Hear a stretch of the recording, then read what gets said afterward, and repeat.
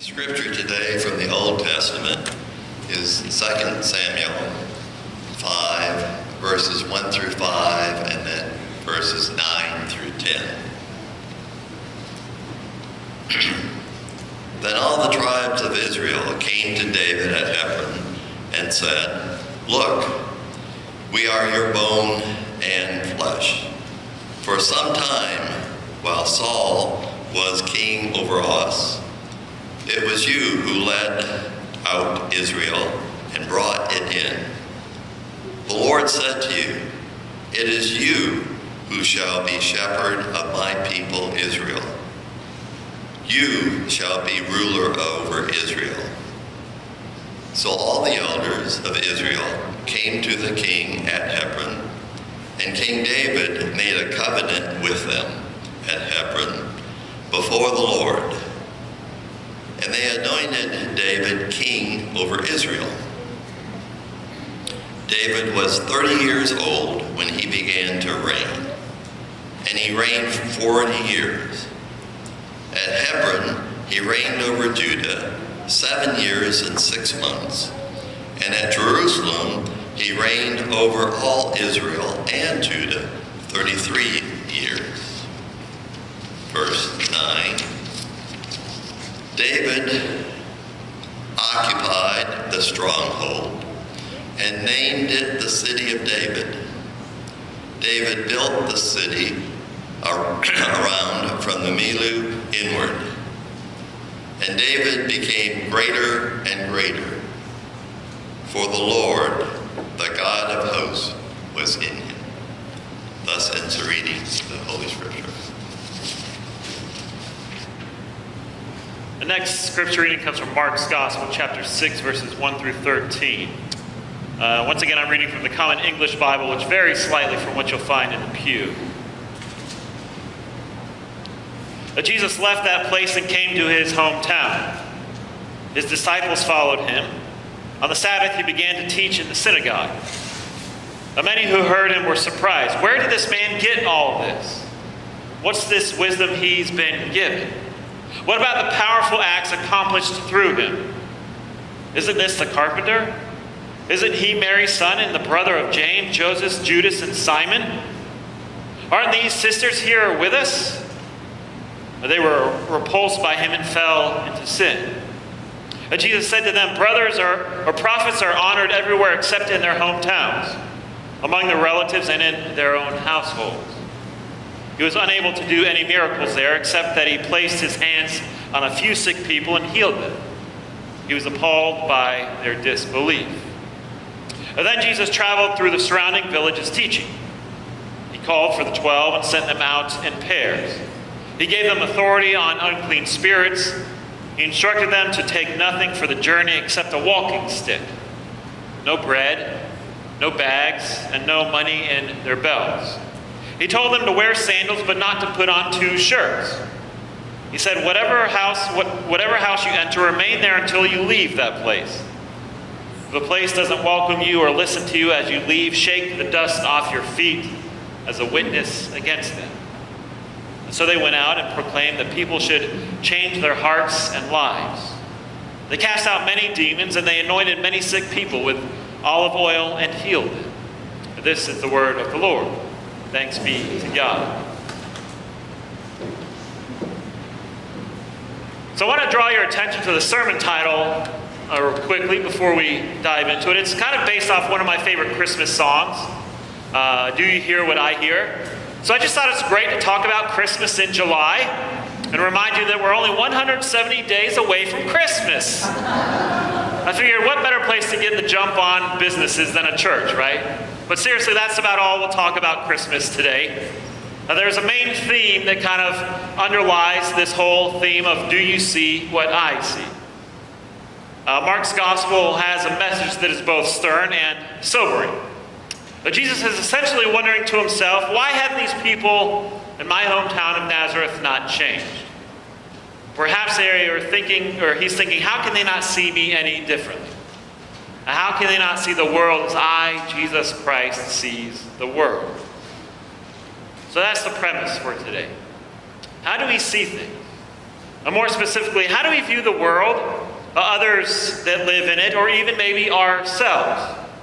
Do we view the world with both beauty and majesty? Or do we allow our opinions to form of other people and just kind of cement their way into our minds without changing or altering those opinions that we have on certain people? Is our outlook on the world one that is filled with sorrow and despair, or hope and love and promise? See, one of the biggest desires that God has is for us to see the world as God sees it, as a place of beauty, of majesty, and of wonder and amazement. A place filled to the brim with people that are lovable and people that are hard to love. But at the end of the day, they are all precious children of God. A place that is full of potential and possibilities, but is dragged down by evil and hatred and violence. A place that God painstakingly created for us to enjoy and appreciate. A place that we can call home and return our thanks to God for that gift of this place and our gift of life itself. And now, in kind of order to see the world as God sees it, it may seem a little and sound a little overwhelming, right? It's like, oh, that sounds pretty challenging. How are we going to do that, Pastor Chris? Well, I've got a couple of steps that we can maybe follow and do, and hopefully they'll work. But we're going to dissect what Christ was saying today in this message from Mark when he was in his hometown of Nazareth. So at one point we'll focus on what Jesus says when he mentions prophets are honored everywhere except in their own hometowns, among their relatives, and even in their own households. Which Mark then goes on to add, he was unable to do any miracles there, except that he placed his hands on a few sick people and healed them, and he was appalled by their disbelief. It was as if he got the sense that he was not welcome in his hometown. His people could not see him any different than that little pesky boy that got lost in the village or the temple from time to time, right? That's just little Jesus. We all know him. He just goes to the temple and gets lost and runs away from his parents all the time. How can he possibly grow into this man who heals and cares and loves for so many? So he was frustrated with the people and their disbelief that he could be the Son of God. You see, one of the biggest keys and components to being a good, faithful disciple and follower of Christ is being able to see the world as God sees it. Yes, that might mean we get disappointed or encounter points of frustration and occasionally have to shake the dust off our feet. It means others might not listen to us all the time or might make us feel a little unwelcome for being a Christian. But all of those factors do not prevent us from seeing the world as God would want us to see it. We're still capable of that challenging, yet possible feat in our life. So to me, it comes down to one major factor which can help us see the world as God sees it. And that to me is a change or a shift in our perspective. I know a month ago or so I preached on just having a perspective and how that shapes and molds us and how we can see things a certain way. But today we're going to talk about kind of changing or shifting that perspective and how we go about doing just that. You see, throughout Jesus' earthly ministry, he would remind them that people need to see the world different than just some set of rules and regulations. He constantly reminded people that they need to love their neighbor as much as they love themselves. And that's more than just a person that lives to the left or right or above us. That's pretty much everyone we encounter.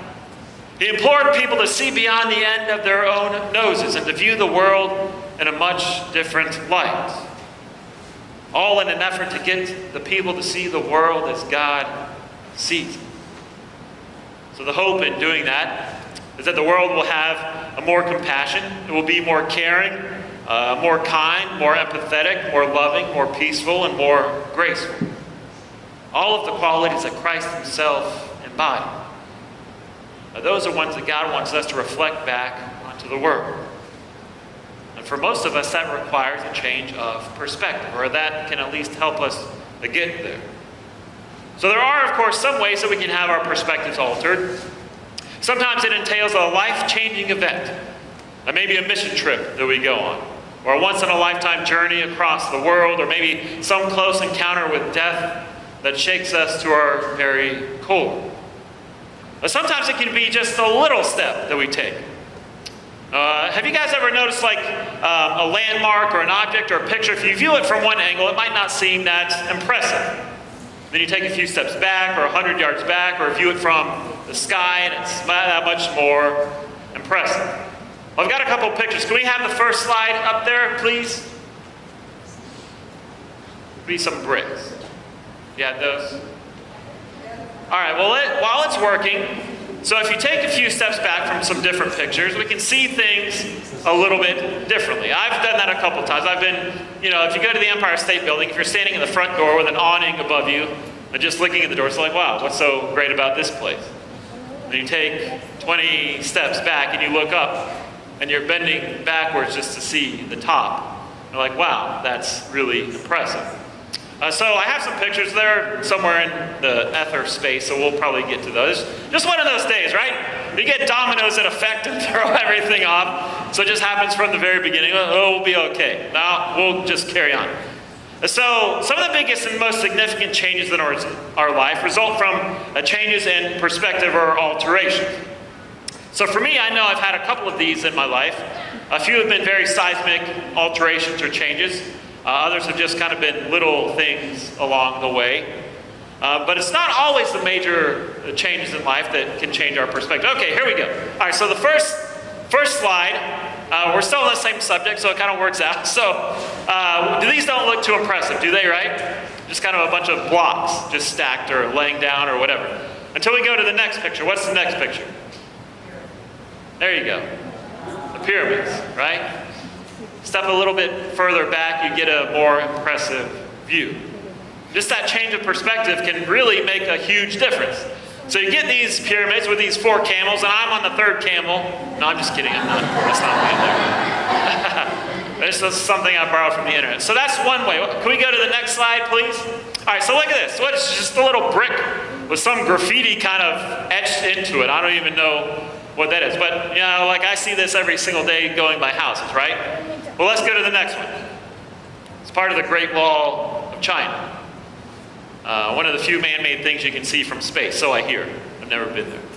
But so you take a little different perspective and you can see things in a completely different light. And it's not always the major events that can change that. Sometimes it is just the little things we can intentionally do with our life to get that newfound look. So one of those major seismic shifts for me took place when I was a junior in high school. I was getting ready to go on my very first mission trip as a youth, and I was very much looking forward to that. But I remember my mindset as a youth at that point, and as a typical teenager, I guess, right? I had such strict parents. What a mess. They had so many rules for me. I had to follow them all the time. And I was frustrated that my friend laying down the road earned $5 more a week for doing chores than I did. What in the world? That is so unfair. And then my best friend Mike, he had all the latest gadgets and gizmos you could ever ask for that made life as a youth fun. And I just had a hula hoop and a basketball. I said, man, my life is the piss. How do I get out of this? And I remember for lunch every week, I would just get a little sack lunch that my mom would make, a turkey sandwich because I couldn't eat peanut butter. So I had a turkey sandwich with mayonnaise and some chips and like a little juice box as a high schooler. And I played 4 hours of soccer in the afternoon. And I was so hungry, I came home famished all the time. I thought, what in the world did I do to deserve this horrible life that I have as a teenager? Well, that was before my mission trip. So we left from Orlando, Florida to go to a place called Highgate, Jamaica. So we flew into Kingston, took a couple-hour bus ride up into the high mountains of Jamaica, one of the poor rural areas of the country. We're set to build a house for a gentleman. And so we found out this gentleman had been living in the jungle. No roof over his head, and for food he would cut down coconuts. And I remember him sharing those coconuts with us one day, and I drank it and ate it. It's like, oh man, I don't know if I could do this. Where's my mom's turkey sandwich, right? And my perspective began to shift. I saw what someone else didn't have that I had in abundance. A safe place to stay. A good, reliable source of food, even though it was just a turkey sandwich. So he built the house for this gentleman, and the tears streaming down his face could not be captured in words alone, or even a picture that could do it justice. But he was overjoyed that he had this newfound 10 by 10 house that he could call his own. And our group was so efficient that we actually had a chance to build another house for another gentleman. So we went to where he was living, I guess, use quotes, he was living in a chicken coop. And when I say a chicken coop, it's pretty much a 3-foot tall chicken wire fence with kind of wood planks on top of it. He'd have to curl up in the fetal position just to get inside. And that was how he slept. It's like, man, I have a bed. I have a place to rest my head at night. I don't have to worry about where my food comes from or if someone will take care of me. I've got it pretty good. Never mind anymore how much lane down the street makes or what gadgets and gizmos my best friend has. And that was where my first shift happened. In seeing the world as God sees it. And seeing that everybody should have a chance and everyone matters. And so that's how that occurred for me. And sometimes that can happen to us in different ways. We can get those changes in perspective or shifts in different avenues. But one of the best ways to get that change in perspective for us is to kind of push ourselves or go outside of our normal comfort zone. I know I'm not advocating for anyone to move away or start some newfound hobby that's illegal or immoral. Don't do any of that stuff. What I'm saying is there are intentional steps we can take to alter and change our perspective and try to see the world as God sees it in life. And maybe we can devote more time to spending that with others that we might not know much about. And maybe we are intentional about going on a mission trip and sharing the good news and love of Jesus Christ with those that we meet, even if we will not always be welcomed with open arms. So this thing kind of brings us full circle to one of the last statements of Mark's writings for today, verse 12, where Mark mentions the disciples went out and proclaimed that people should change their hearts and their lives. It was clear this was a message from Christ and the disciples that people need to change. And that people need to look at their way in their life in a different light. We all know change is hard, right? Some of us have struggled picking out a certain color for our bedroom. Or even wanting to change the curtains. Or changing our lunch usual regular that we always get, right? Change isn't easy, but God is calling us to a place of change and transformation. To see the world as God sees it. So seeing how that's a point of encouragement for not only the people that Jesus was talking to, but also for us. And here's a small little list of ways that we can change our perspective without having to go on a mission trip or move away or having some kind of life-altering impact on our world. So the first is shed any envy that we might have. And we need to stop comparing ourselves to other people. We don't get anywhere by saying that, oh, look what they have, or look what they're doing, or how successful they are, or their job is happier, or their job is better than what I do. It's more important than what I do. You see, by having envy, it kills our passion and our drive to do anything else. It saps our motivation as individuals and as a church. If we look at a church down the street and say, oh, look, there's thousands of people that go there. What a vibrant and life-giving church that is. Well, things are not always what they seem. So shed any of that envy and focus on yourself without comparing yourself to other people. So maybe we can do that in a couple of different ways by tackling that lifelong dream of finishing that children's book we've always wanted to finish, or to begin a new project or a new outreach or a new ministry in the church in which we belong, or we change something else in our personal life. Whichever way you do it, just try to shed the envy, as it just kind of stops you along the way. Another small step we can take towards altering our perspective is to avoid complaining, right? We all do it. Me too. I'm probably going to complain about how I messed up so much today when I go home to myself or my wife. But rarely does it ever accomplish anything useful. You see, by complaining, we're telling ourselves that the world is out to get us. Like, oh, my life's the pits. I only get a turkey sandwich for lunch. My friend gets a whole 8-foot sub every week. I don't get it why it's so bad. So complaining, we just mentally have these checks that say our world and our life is so much worse. And it just continues to build and build and build upon it. So if we try to take intentional steps to stop complaining, we'll see the world in a much different light. For instance, maybe that person that cut you off in traffic was driving to reach an emergency in the hospital from a friend or a loved one. Or you can at least tell yourself that if it'll make you feel better. Or maybe that person that was short with you in line, or frustrated or quick to anger, maybe they just recently found out that they're diagnosed with cancer. They give people the benefits of the doubt and try to avoid the complaining. Another option is to take some time and volunteer at a local homeless shelter, in a church, or with local ministries or charities throughout the community. Now, that's a visible way you can give back and also get to know people that you might see as different or not know too much about. It can allow you to see and appreciate your blessings that you might have in life more than someone else as well. So if done frequently enough, it can build that sense of appreciation and encourage you to get to know others outside of your normal comfort zone, a place we feel so safe and nice and warm. See, there are endless possibilities when one willingly involves themselves in ministries and outreach programs, of which we have quite a few here at the church. Now, lastly, and this one's kind of important for me, appreciate what you're doing. Now, whether you have a job or don't have a job, or whether you have a relationship or don't have a relationship with someone, or whatever you're doing, just appreciate what you're doing. Now, sometimes you might not hear that from someone else, but give yourself credit.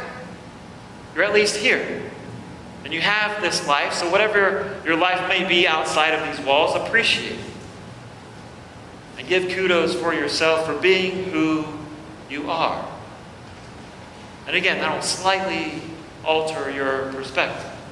To think that, hey, I am a child of God. God did make me, and I am special, and I am unique, and I matter in life. I'm going to avoid complaining. I'm going to avoid comparing myself to someone else. I'm just going to be me and love myself for that. But granted, life will not be perfect. But God's not asking us for perfection. But God's asking us for us and to see the world as God sees it. God is hoping we don't turn into those villagers in the city of Nazareth, where one of our hopes begin to fade and one where our cynicism sets in and our disbelief just continues to grow. A one where we don't welcome the gifts and treasures of other people that have been brought up even in our midst. So this all begins with us. One step at a time, one moment at a time. It can be one small step or one giant leap. But it's up to us to take those intentional steps to change our perspective. A change isn't easy, but oftentimes it's necessary in life, at least from God's perspective. So as a result, we have to do everything that we can to see God, or see the world as God sees it. And that's the big message, the big takeaway we can get today from Mark's gospel.